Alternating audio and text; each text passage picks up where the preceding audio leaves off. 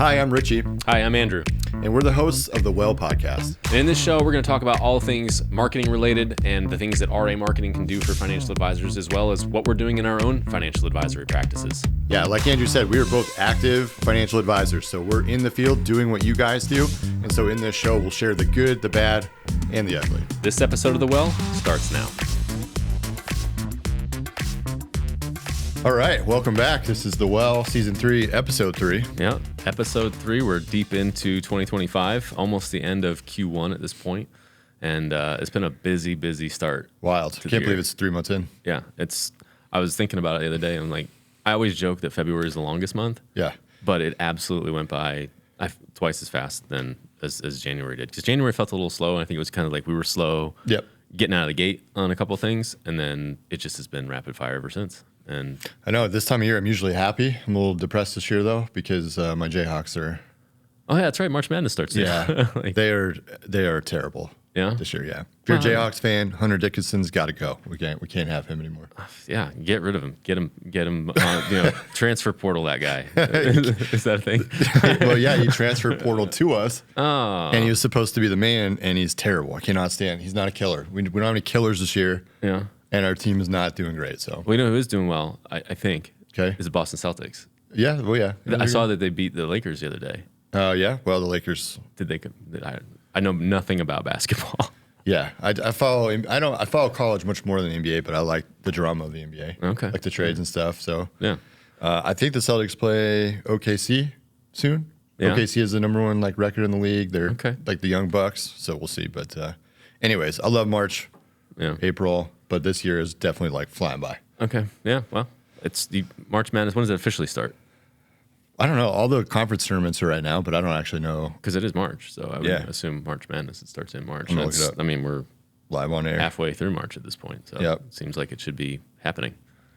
But anyway, so 2025, it started off. The last time we recorded and we talked about our seminars, I had not actually done one yet. You had done one, and I think now we've both done 5 or 6, maybe shows at least. So what's new in the PlanWise Wealth Group world? What are you guys doing different? What challenges have you had? What exciting opportunities have you seen? You gotta let that sneeze out. I can see it. It was about to come. I saved it though. I think I looked at that light. Now I can't see, but I didn't sneeze.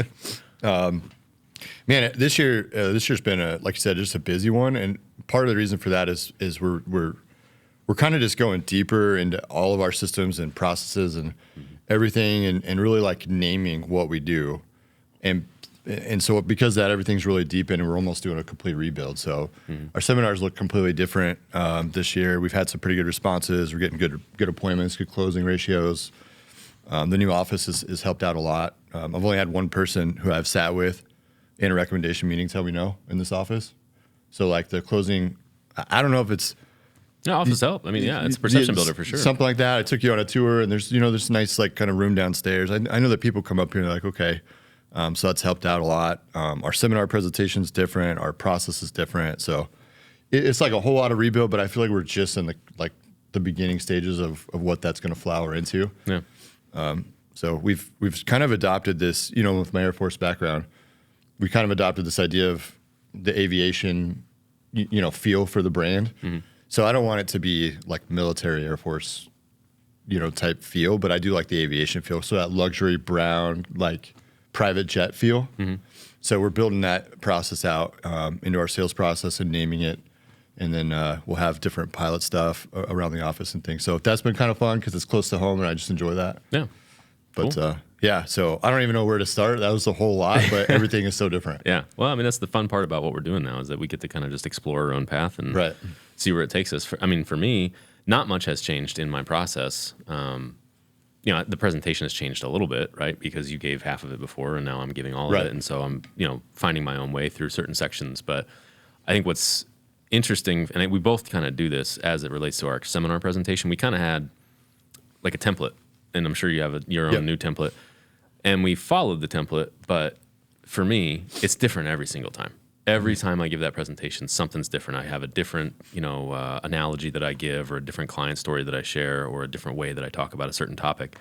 And it's been a lot of fun to kind of do that. And I had one yesterday, and Crystal was like, "Oh, that's you said this section totally different," and I'm like, "Yeah, just kind of I just change it on the fly." And but given it so many times that I always land where I need to land at the end of the presentation, so that part of the process has not really changed much for me. As far as the appointment process, I'm still following the same, kind of step 1, step 2, step 3 process, and that seems to be working reasonably well. Yeah. I have the biggest change for me is I'm doing more like my seminars are further away from, like, we were pretty centralized before. It was relatively close to the office every time. We were 10 to 15 minutes away from the office at every given seminar. Now, I mean, there are times, like a couple weeks ago, we did one way out in Morristown, Indiana, it's Shelby County. It's way out there. And it's an hour from the office. So, like, nobody's coming to the office. Yeah. So I changed up our response sheet to include virtual and in-home or somewhere else. Okay.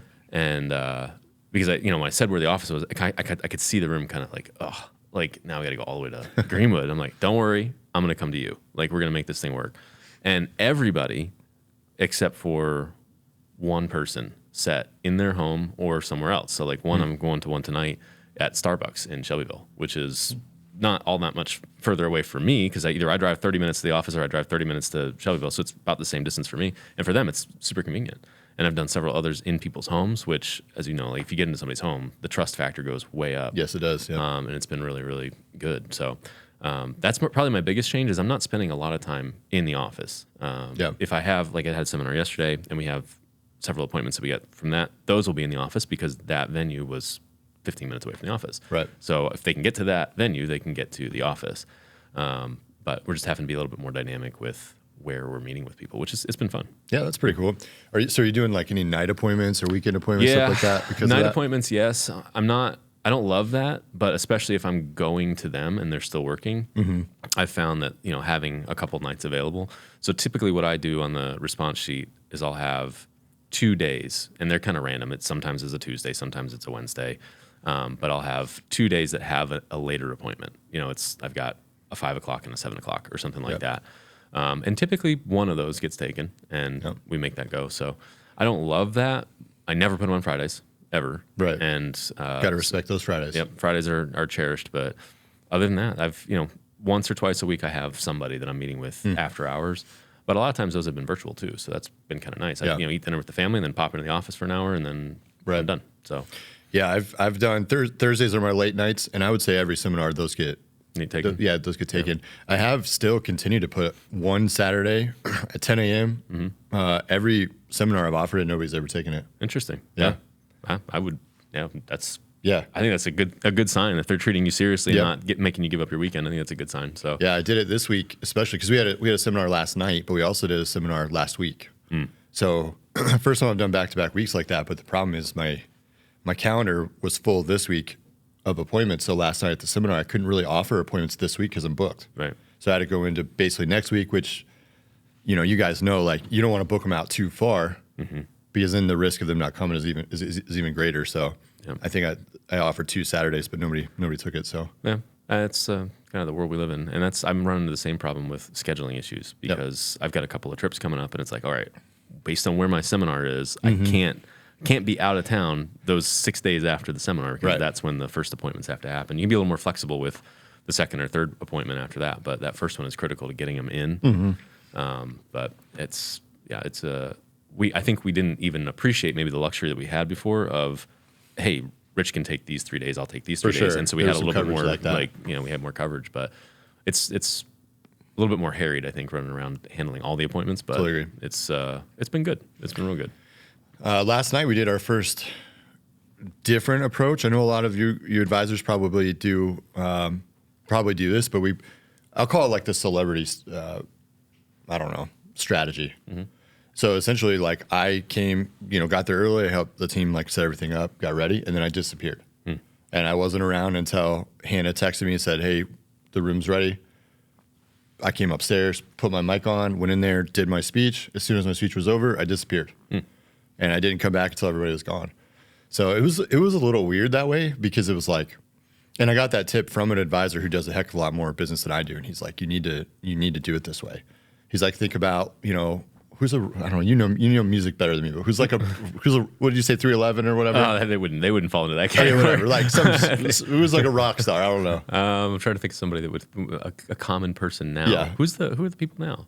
Lady Gaga. I don't know. Okay, Lady Gaga. Lady Gaga. What's that one? The Sabrina somebody. Dude, I don't know any of that. I love music, but I do not know who does what. So okay, think of that star in your head.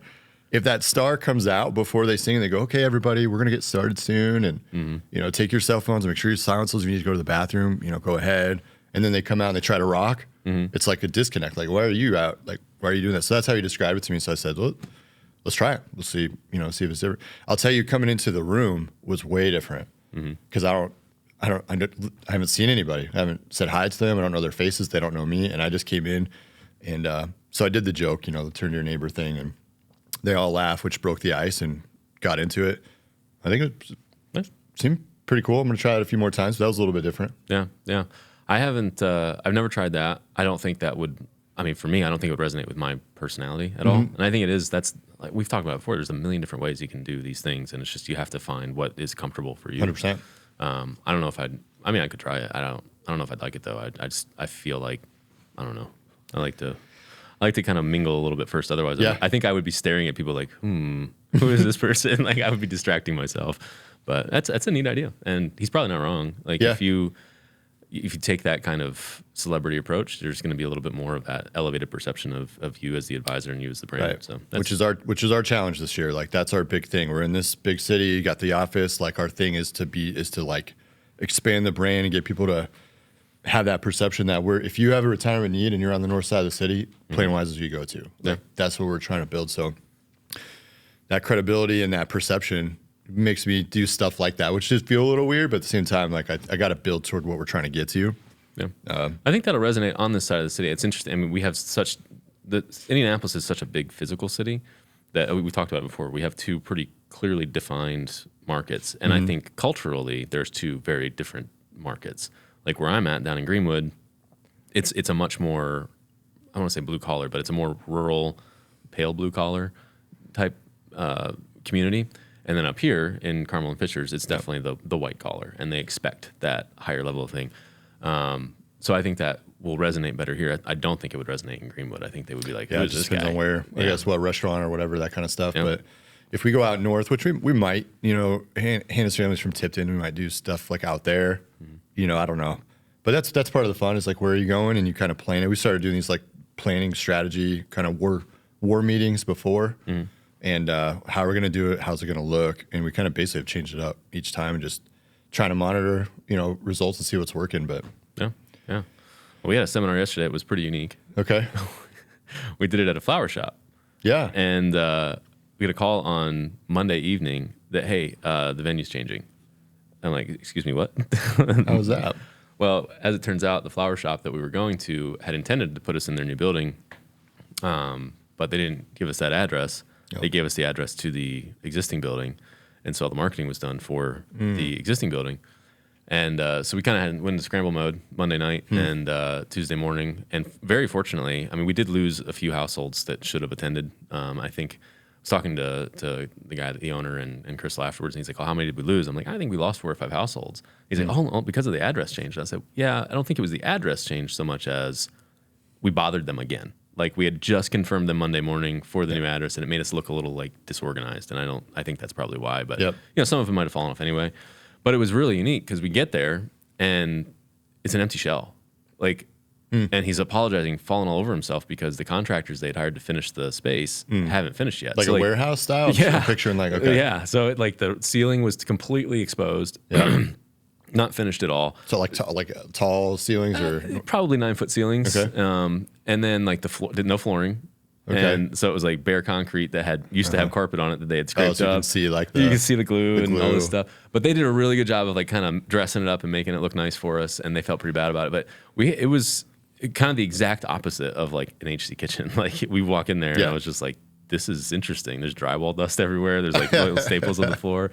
But we just had a great time with it, and you were cutting flowers and stuff, right? Yeah, so it was kind of perfect for that. And you're using we had our best conversion ratio for appointments of the year, and it was just because I think we just went into it, and we went to the original shop first and then kind of talked to the people, and they were apologizing about the change and everything. And I said, listen, today is the day we're just going to have a good time. We're going to have a great event, and we're just not going to worry about all that. We'll worry about that stuff later. And everybody was in a great mood, and we got great appointments. We had great attendance, great like back and forth, and it was a lot of fun. How did you structure it? Like, did you do your presentation before, after? Basically the same as a dinner seminar, honestly. We got in there, we welcomed everybody in, we signed everybody.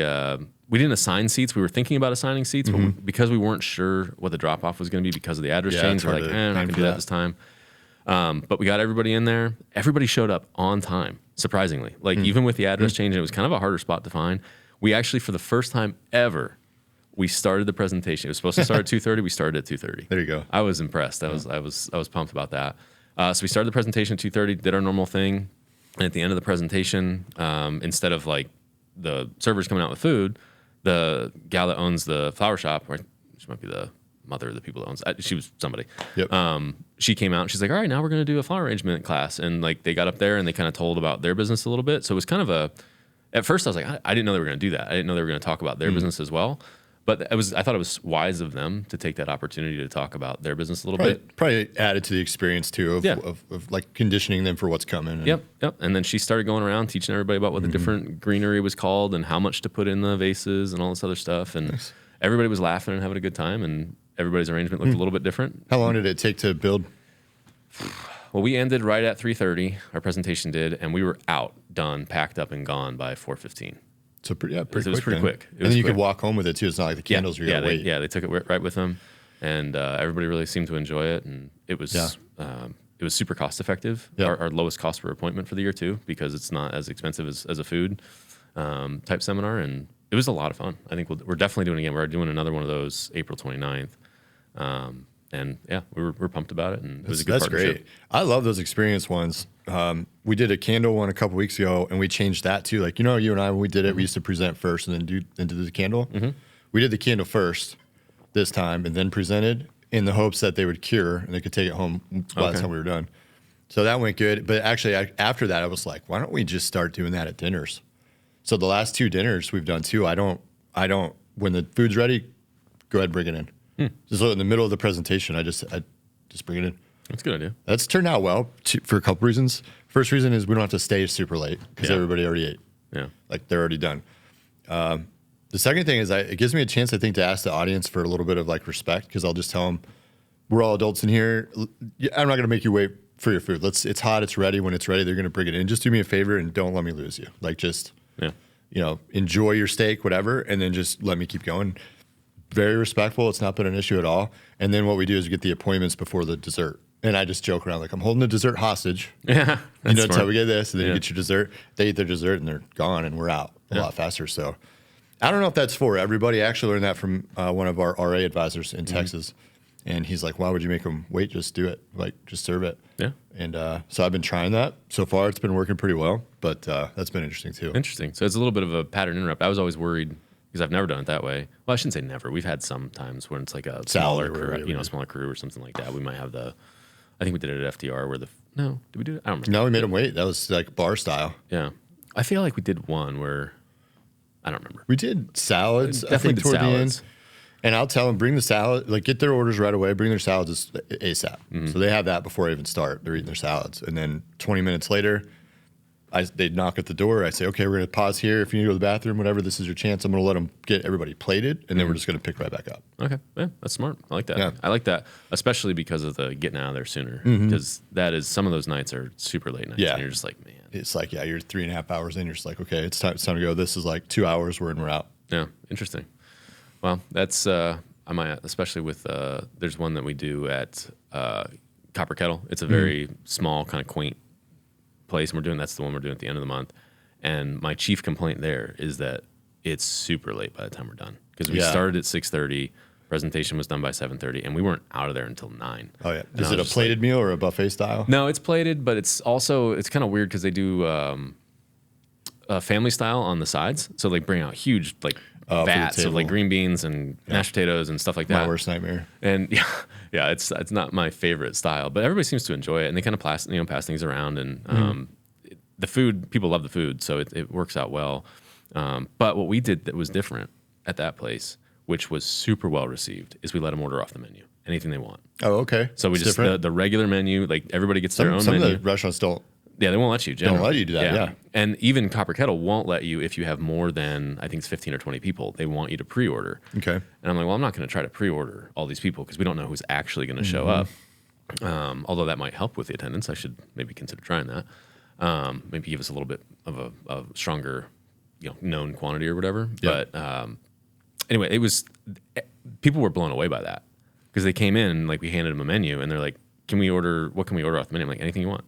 And they're like, are you serious? I'm like, you let them get alcohol at all or no? I don't think. I'm not sure that maybe Copper Kettle serves alcohol. I don't know if they do or not. I didn't ask, but nobody did. So, but yeah, people were like, are you serious? And I was kind of thinking, yeah, I mean the most expensive thing on the menu is $40. If we do like a plated dinner at HC or something like the minimum is going to be $40 or $50 a person. So it's not going to be any more expensive than it would be at a higher end place.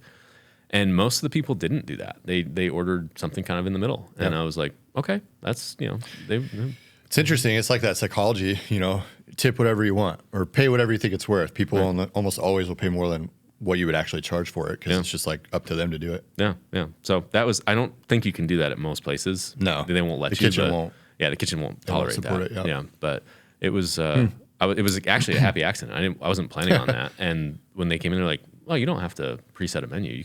We'll just let them order off the menu. I'm like, all right. Interesting. Works for me. So we're going to do it that way again because it was super well received. And it was kind of I didn't know that was going to work well, but it did. So. Yeah. Last night we had a guy, a couple sitting right on my left, pretty engaged during the seminar, but in a not good way. Like they're responding to all of the topics. They're on topic, but they're like aggressively giving their opinions about everything. Yeah. So it was like, okay, several times I had to kind of be like, okay, we're going to move forward. Thank you, but we're going to keep going. People rolling their eyes like, this is this couple. So as I told you when it ended, I was out. So I didn't know what's going on. When I get back, the team was like, hey, the manager came out of the room and said that the couple sitting over there yelled to her to F off. I was like, what do you mean? What are you talking about?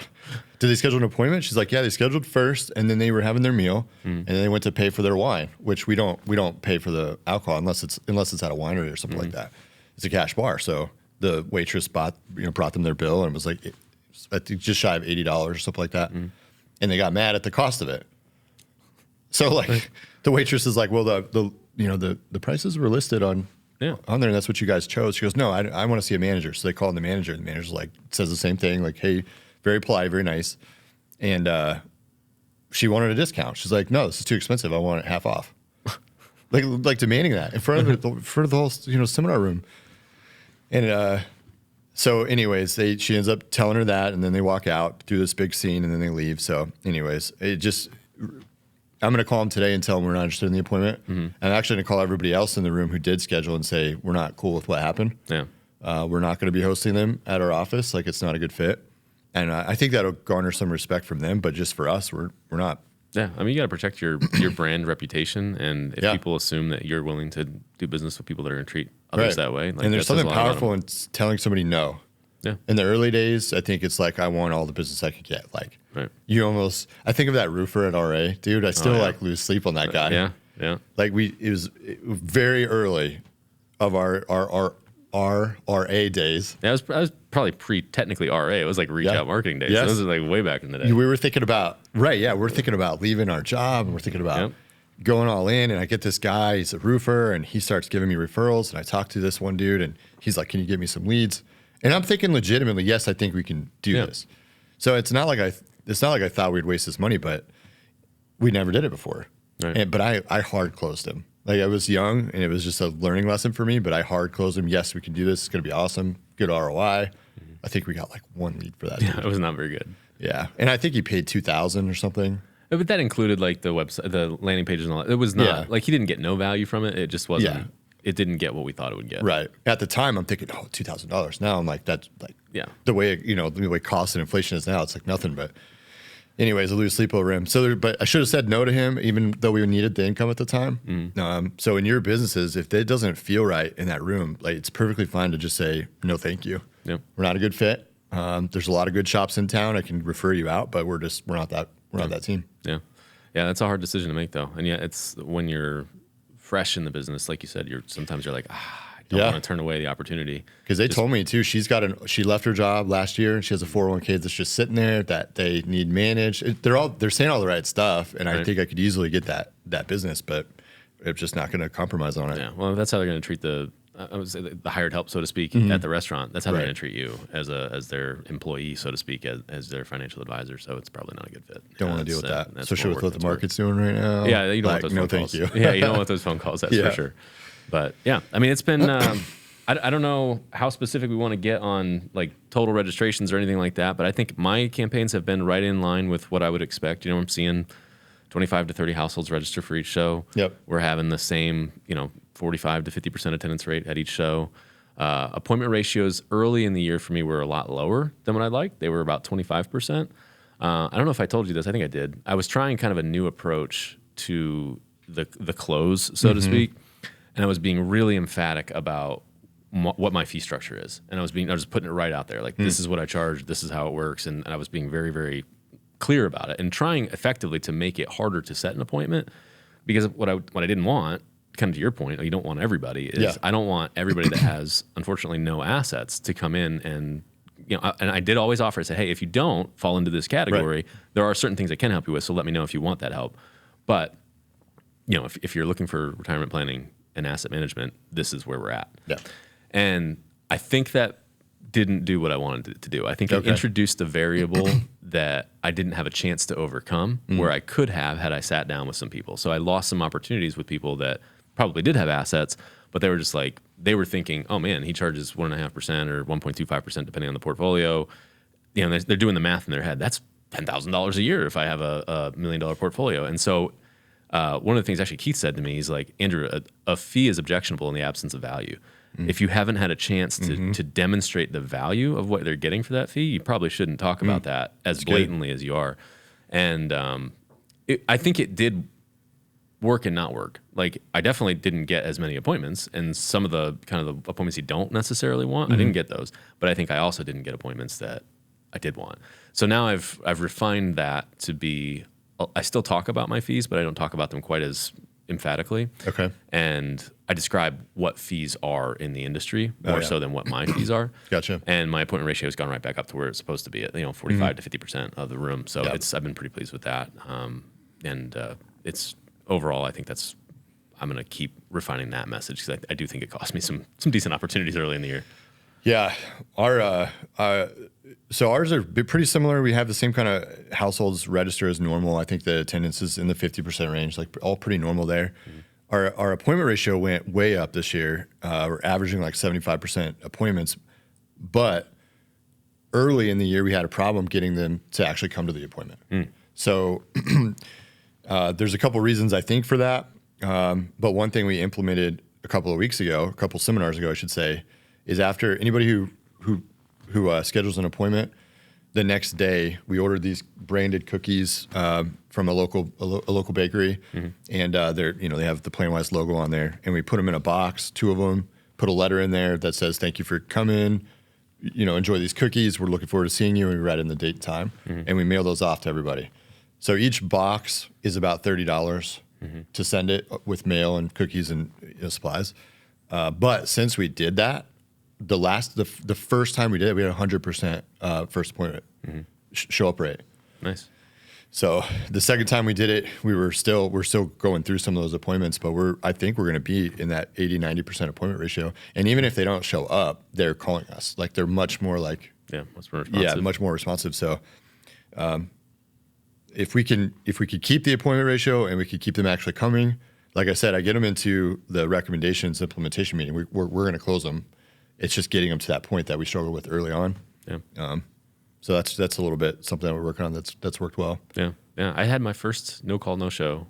I hate those. Those are so like a week ago, and it's really frustrating. There are there are very little reasons why that's okay, but for the most part, those are so egregious to me. Yeah, I agree. That's like, I don't understand that. Like, and we've given them every opportunity to communicate back to us.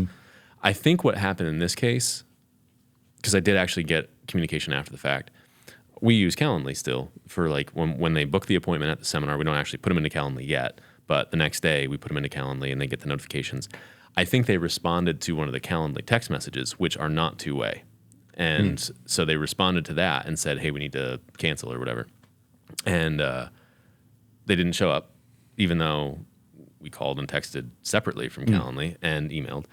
And then when I finally got them back, I got a response back. They're like, we told you that we canceled and, we never heard back from you. And it's like, well, no, you didn't. So I don't know if they responded to the Calendly message. So what I did there is I changed the outgoing message in Calendly to now say, this is an unmonitored line, which it already had said something like, if you have questions, call or text this number and this person. Yep. Text Crystal at this number if you have any changes or whatever. Right. But apparently that wasn't obvious enough, and so they must have responded to that. So that's the only one I've had of those this year. But I wouldn't say lots of, but several reschedules. So far those have mostly stuck. We've had a couple that as it always happens, they reschedule, and it just kind of like peters out over the long haul. But it is what it is. But that's an interesting idea, sending out a gift right away. I think that's a good idea. Yeah. So far it's worth it. Because if you miss an appointment, it costs you X. What is it? Whatever. Your numbers, $400, $1,000, whatever it costs to get that appointment. Right. So sending out a $30 package is just, easy money. Yeah. Yeah. It's a layup if it works. Right. Yeah. So. Yeah, you should know exactly that's a good point. You should know exactly what your appointment cost is. If you don't know what it costs you to get one appointment, that's the problem. It's a problem. Yeah. I'm a spreadsheet nerd. I know you get into some spreadsheets. Like I at the end of the seminar, I know exactly how much that seminar cost me, and then I have an average of what appointments are costing me overall. Because you have to know that. Like you absolutely have to know, because then you know how many registrations to get and you know how many people are going to attend. It's like, I know my average closing ratio at the seminar, so this is what I can afford to spend, because I know what my average client value is too. Exactly right. And if you don't know those things, you're flying blind. Go back. How many appointments from that seminar actually stuck? How much business did you write? Right. Then you can go 6 months from now, look back as you're planning in the fall and say, this one worked good, didn't work good. Yes. Here's what we did different. Here's how we're planning our fall. Yeah. And I think I was talking to an agent about this yesterday. She was asking like, should I not use this venue again? Because the last time we were there, we had really poor results. And I'm like, all right, but let's go back to the last 3 times you used it before that. What were the results like then? She's like, well, it was 3 in a row were solid. I'm like, and their 4th one was not.